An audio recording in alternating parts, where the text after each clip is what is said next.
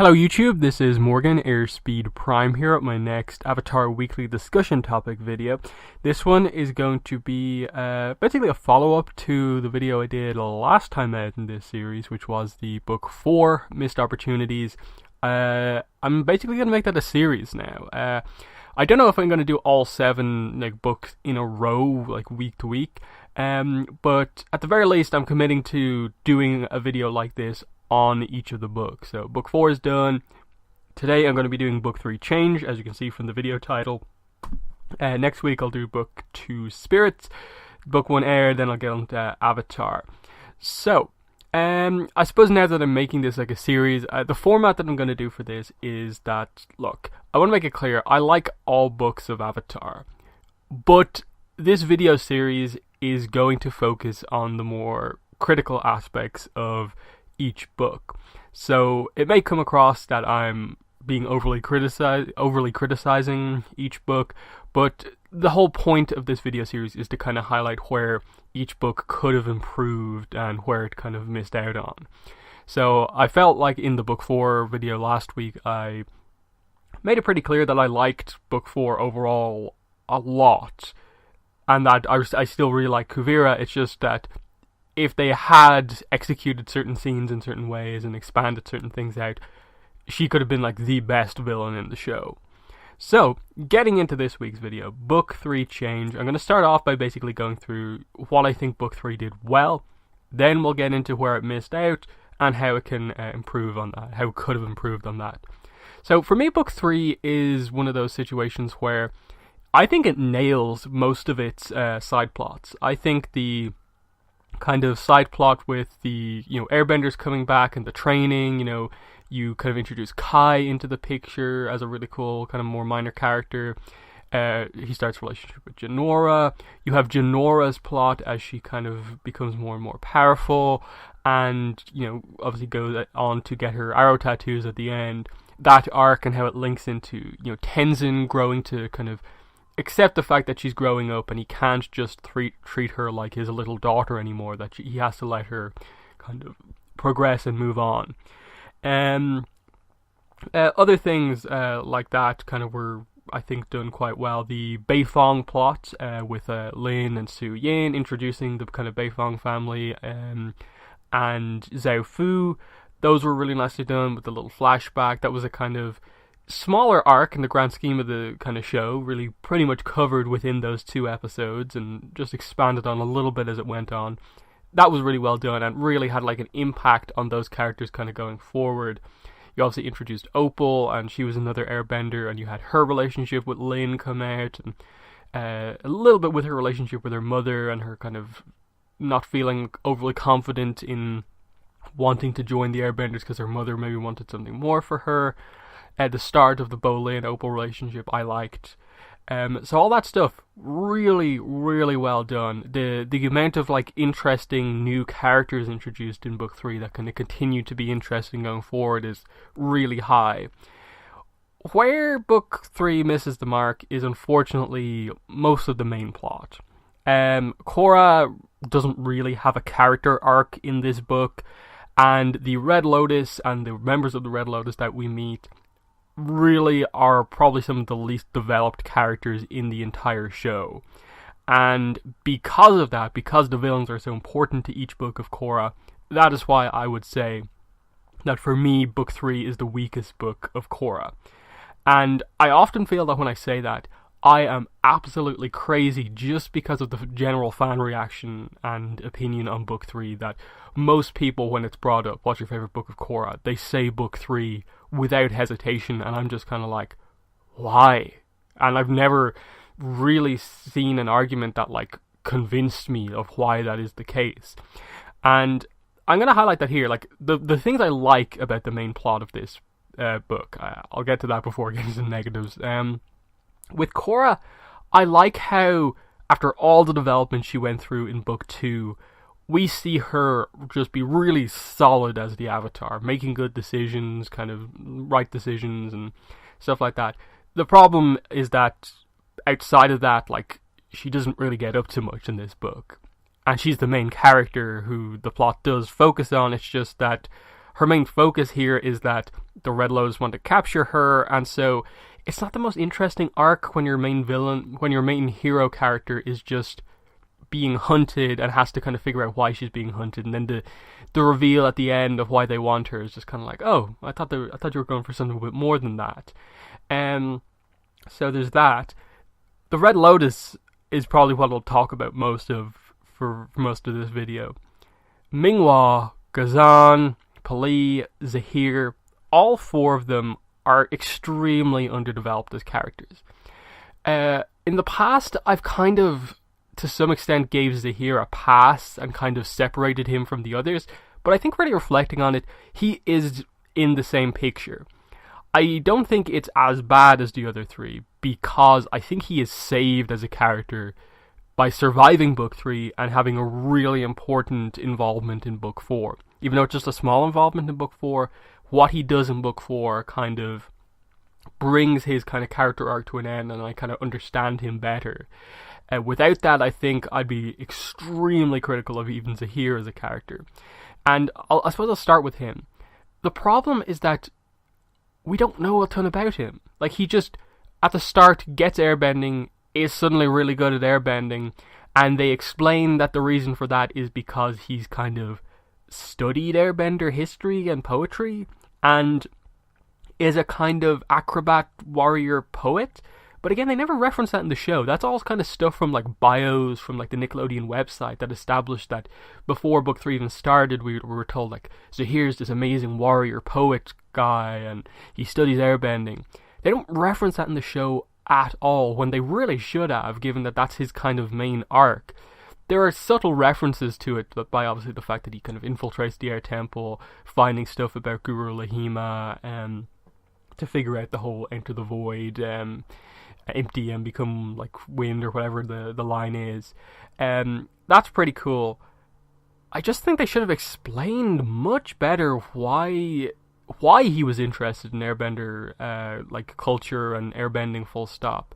I still think you needed an explanation a little bit for why he's such a good airbender just straight off the bat, and how he knew all this stuff, and in general, like, why he came to join the Red Lotus. And this is something I'm going to bring up for all of these characters. Why does Zaheer join the Red Lotus? We never get that explained. Part of that is because he is the de facto leader of this group of the Red Lotus, and it's his job within this book to explain what the Red Lotus is. But we never get why he joins in the first place, because we know from Book 3 that Unalaq was the original, well, Zaheer is the leader of the Red Lotus here because Unalaq is dead, and Unalaq was the previous leader of the Red Lotus. So he's only recently become a member here, and I think they roughly hint at the fact that Zaheer joined the Red Lotus when Unalaq was a part of that, and Unalaq really formed this team and brought them together. I don't think it's massively clear that that's exactly what happened, but I think stuff hints roughly towards that. So, we never get, like, why he cares so much about, like, freeing Vaatu, the ideals of the Red Lotus. Why does he really feel so strongly about bringing chaos back into the world, and why world leaders aren't the best thing to have in the world. And it's the same for the others. Like, I say Pili probably is the second most developed of the four Red Lotus characters, because you do get that line of dialogue where she establishes that she knows Zaheer from before and basically has started a relationship with him because he saved her from this warlord who had kind of taken her and was using her as a kind of like slave servant because of her powers, and Zaheer saved her from him. Now, that is something that they absolutely should have shown. A missed opportunity from this book is show, don't tell that flashback. That would have been really interesting, just to establish their relationship, and given what you were going to do, you know, just about an episode later, and kill Pili so Zaheer could, you know, complete the airbender flying technique, having no attachments. Showing that strong moment where the relationship started would have been made that moment all the more powerful. And as well as that, like, we're flashing back to, like, Pili, she's a combustion bender, she's really tall now, but I assume she was also really tall when she was young as well. So what was that like for her? Like, does her backstory relate to the fact that she's a combustion bender? We don't fully get that explained. We assume that the warlord took interest in her because she was a combustion bender, but we don't know that for sure. And that would have been interesting, because I think with Pali, you kind of get why she would want to join an organization like the Red Lotus. Someone in a powerful position, a warlord, captured her and took away her freedom. She likes freedom. She would oppose leaders because of this warlord. That makes sense. They don't go into it in depth enough, in that Pali barely has any lines of dialogue, but that's something they should have gone into. And it's one of the things with all of these Red Lotus characters. Their physical bending, their involvement in fights is amazing and super cool. Book 3 definitely has some of the best fights in the entire series. But Avatar and Korra are not just action shows. Most people, I think, would highlight the strength of characters over the action as like the reason why they're such a big fan of the show. And so because all of these characters, I think, fail on the character front, that's why I have such a big criticism of them. So that's Pali and Zaheer. Ghazan and Minghua are basically nothing as characters. They are characters who have strong bending abilities and are involved in interesting fights and are part of an organization that is somewhat interesting. Them as individuals, we know nothing about them. Like Ghazan roughly mentions like some lines of dialogue that he really doesn't like being in prison. So like, okay, you don't like being imprisoned, but again, you were part of the Red Lotus prior to being imprisoned the first time. That, like, why did you join this organization in the first place? The same with Minghua. Like, again, like with her, like, why does she like care about that? Like, there's hints as to, like, you know, stories you could kind of think about that. Again, similar to Pali, Ghazan is a lava bender. That's a really rare and unique skill. The second someone discovered that he had that, they might have tried to use him when he was younger, and he didn't like that freedom being taken away from him. Equally so with Minghua, being born without arms. Maybe she was from a water tribe. Maybe she was restricted from learning waterbending, even though maybe she thought that it could help her, and she had to do that on her own and leave. Like, I don't think we even know what water tribe she's from. So it's little things like that constantly throughout this entire book that are just like, we don't know these characters. So the fact that 3 of them are killed, Minghua, Ghazan, and Pali, their deaths are somewhat impactful because we don't often see our villains killed in this kind of such a clear way, like Mako killing Minghua, like Ghazan basically committing suicide by like bringing the place down on top of him, Pali brutally being killed given the way they show that. But imagine how much more impactful their deaths would have been if we knew them as characters and understood why they were part of this Red Lotus movement, why they hated world leaders so much to be a part of this group that was so against world leaders. Like, again, it's showing like Pali's hatred for that warlord and how she's so thankful for Zaheer for taking her away from that she would do anything for his organization, and that, like, maybe as much as she cares about freedom, she's primarily in the organization for him or something like that. Maybe with the other 2, it is, as I said, more about their abilities and like how they were restricted growing up. Show that. Like, why don't you in any way go into their backstory? Like, to some extent, all of the other villains' backstories are touched upon. I wish Kuvira's was done a little bit more, but we still get a little bit of it. Unalaq, we get some of that. Amon, we get his important backstory moments. But the Red Lotus are just not given that. The other thing, where we meet all the Red Lotus members, they're in prison. Why are they in prison? We are told that they are in prison because of the first attempt to kidnap Korra when she was younger, relatively soon after she was discovered to be the Avatar. Unalaq ordered the 4 of them to go to the Southern Water Tribe to capture Korra. They fought against Sokka, Tonraq, Tenzin, and Zuko, I believe, were the people who fought them off and won. Based on Sokka's timeline, I think you could relatively, with confidence, say that he potentially could have been killed in this battle. given that like it's post him being involved in Republic City, him back at in the South being the chief at that point in time. He could have been killed at this point in time. We don't know. I just think it was such a missed opportunity to not show that moment. Show, you know, a younger than the way we see Zuko now, the older Zuko in Korra. A younger Zuko sees Sokka do something, you know, present day alive.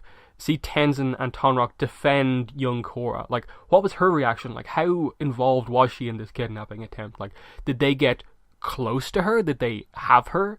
Or were they, was the battle, did it take place outside of where Korra was being trained, outside of her house? And Korra wasn't actually involved in it, and hence why she doesn't know anything, doesn't remember anything. You should have shown that. And that's the problem with, I think, Book 3 and 4. A lot of the like interesting kind of backstory information is just told to us rather than shown to us, where as if you show it to us, like it's like, oh, there's impact to it because we see what's happening. Like, imagine seeing Sokka fight like a lava bender or something like that. Seeing him involved in battle like that. Seeing a more capable Zuko. You know, Zuko's old enough in Korra that you can see that he's not quite 100%. Back when maybe he's just at the end of like his being super powerful, and seeing a younger Tenzin at that point in time, a younger Tonraq defending his daughter, really cool things. Maybe see like a little flashback in Book 3 of Unalaq behind the scenes, kind of, you know, planning this all out. It's just baffling why they didn't feel the need to show that. And again, like that's one of the things. Like Book 3, actually, it's really cool the way it actually expands out Unalaq's story. That he was the mastermind behind the Red Lotus. When Zaheer explains the Red Lotus to Korra, he talks about how like Unalaq went off script. It was never part of the plan to have one of them become like a dark avatar. It was only ever part of the plan to free Vaatu. So that reveals that, okay, cool. Like, the whole Red Lotus are behind freeing Vaatu, not just Unalaq. So that's interesting. And then, like, the fact that he betrayed them. He basically assisted in the building of at least the Northern Water Tribe prison for Pali, just to keep himself like undercover, so that it wouldn't be found out that that's what he was planning, to try and get Korra on his side. And again, that's a cool part of Book 3, that it reveals this initial plan from the Red Lotus to try and get Korra on their side. The problem is that the actual plot of Book 3, where we cover the escape of the 4 Red Lotus members and what they're planning to do, it's different. Unalaq was trying to capture Korra to kind of train her to be the Dark Avatar, you know, not the exact Dark Avatar, but a Red Lotus styled avatar with the ideals of them, as opposed to the White Lotus. The present day Book 3 plot is that they just want to capture Korra to kill her because they can't get her on her side and on their sides, and they just want to destroy the Avatar. Which I get, cool, like fine, chaos, and that's what you want to do, but their motivations, I just think, are not very well fleshed out. I get that to some extent they consider the Avatar a kind of world leader type position and they want to get rid of it. It's just, there should have been more to it than that. What else do I want to say here about the Red Lotus? The Red Lotus itself, I think, is a really, really cool concept. Like, really cool.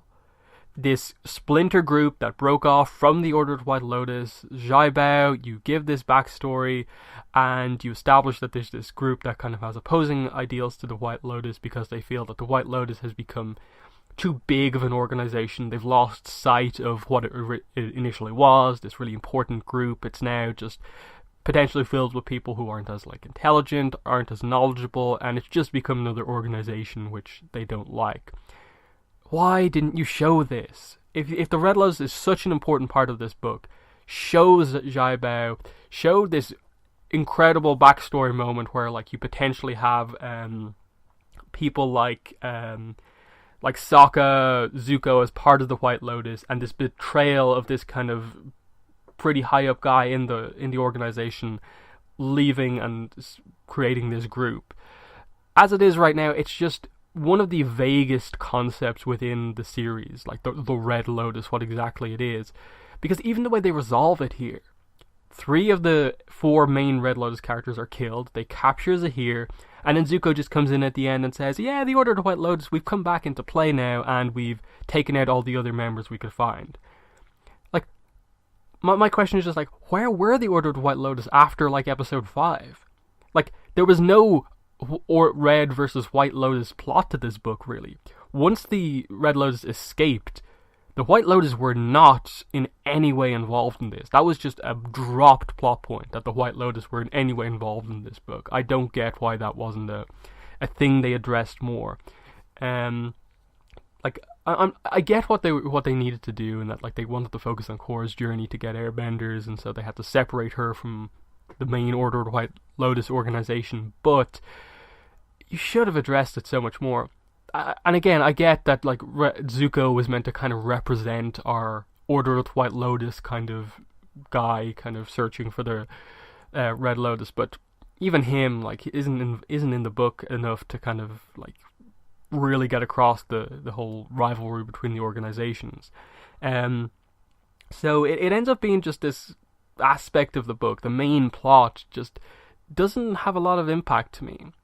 Like, again, it's big, and I get why people like it, because, like, the Red Lotus come in, and, like, the way they fight, and, like, they don't hold back, that people are gonna die because of these powerful abilities. They kill the Earth Queen.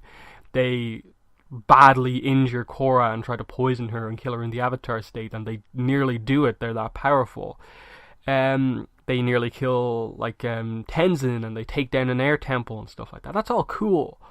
But that's all powers. That's not addressing their characters. That's not really to for most cases, addressing their ideology even as well. So that's for me why it struggles, and that plus the fact that Korra herself is primarily just involved in this book to be something that the Red Lotus are after, rather than there being any, like, real plot relevance to, like, her kind of encountering these people, because it's not like Korra has to deal with any whole thing of, like, I don't think that world leaders should be a thing either, and you had a point, Zaheer, we should get rid of all world leaders. The only way they in any way attempt to kind of do something with that is that Korra has encountered the Earth Queen and knows that she's kind of corrupt, and so isn't massively affected by the fact that they've killed the Earth Queen, but still thinks that they shouldn't have killed world leaders, that that's not the way to deal with it. But it's not like it's some big kind of thing that she has to deal with, like dealing with the whole idea of people disliking benders in book 1. Her having to deal with not being very spiritual and having to become spiritual in book 2. And then it's very kind of a personal connection between Korra and Kuvira in book 4. This is the one where there's the, like, least connection, where there should be a really personal connection. I would have almost liked it if that, like, they did something that Korra, like, was almost captured by the Red Lotus in that when she was young, and whatever happened, she was kind of traumatized at the time and completely forgets what happened there. And just before her final fight, like, all those memories of what happened comes back. She remembers these 4 people capturing her, and that kind of sparks a more personal investment in the fight towards the end. As it is, it's just that they try to kill her, she defends herself, ends up defeating them as, like, her friends defeat the other members, and that's it. And again, I like what they do. I like that you have this big moment of Korra kind of sacrificing herself for the airbenders, putting the world kind of above herself, a really big Avatar moment. But when you think about her arc, that's kind of it. Like, episode 1, you have her deciding that she wants to help rebuild the airbenders and bring them back. Cool. Last episode, she helps to make that a reality, stops the Red Lotus from killing all the airbenders by sacrificing herself. Cool. What about the other, like, 11 episodes of the book? Like, she just was helping to get the other airbenders. That was more of a Tenzin-focused plot rather than Korra specifically. So, it's things like that that really, for me, highlight the missed opportunities within book 3 that, again, I still really like it. All those side plots, even, like, aspects of the main plot, I do like. As I said, the fighting is really cool. I just think reflecting on it now, they maybe should have, cut down a little bit on the fights and give more time to characterization of these characters. Backstory, why they come together, why this team is so close-knit, and the impact of why we should care about them dying at the end. Things like that should have been covered. The Red Lotus could have been a really cool lore topic to bring up, going in depth about them. This book had a chance to go a little bit more in depth on the White Lotus and what exactly that organization is like right now. Even across all of Korra, all 4 books, the White Lotus is still relatively unexplored, apart from the fact that there are much more members and they're much more involved with the supervision of the Avatar's training. We don't really know a lot about the organization at this point in time, whereas it is a good point to explain it. So, that's for me definitely where the missed opportunities within book 3 are. There are other little things here and there that I think they maybe could have done more with. You can sort of tell that they sort of ran out of time a little bit, and that they maybe wanted to do a little bit more with regards to the airbending side of the plot, that maybe there was a little bit more development for Kai, Jinora, Tenzin, Bumi to come, but they didn't quite have time for it. So yeah, in the comments, let me know what your thoughts are. Are you one of those people who really, really likes book 3 and you think it's their favorite? If so, I really want to know why you consider it to be your favorite, if that's the case. Because, as I've said, I've never really seen a really solid argument for this is why the criticisms that you said aren't as great as you kind of think, and why it is actually really good. And if you have your own kind of criticism with book 3, definitely let me know as well. Do you agree that the Red Lotus are very underdeveloped as characters? The concept of the Red Lotus as well is underdeveloped, and so on. Definitely want to spark some discussion in the comments, because there was actually some really good discussion in the comments for the book 4 video. I was really surprised with how much the discussion really took off. So yeah. Next week, I will be doing... Next week, maybe actually later this week. I don't think I have too many videos planned for this week. I could do the Book 2 Spirits version of the video, where I go through the missed opportunities with that book. So, look out for that in the coming days. But yeah, for now, I'll just end by saying, if you want to follow me on social media, links to my Twitter and Tumblr are in the description. If you want to help support my channel, so I can make more videos, better videos, links to my Patreon page and also my PayPal donation link are in the description below as well. That's been the video. Thanks for watching, and bye.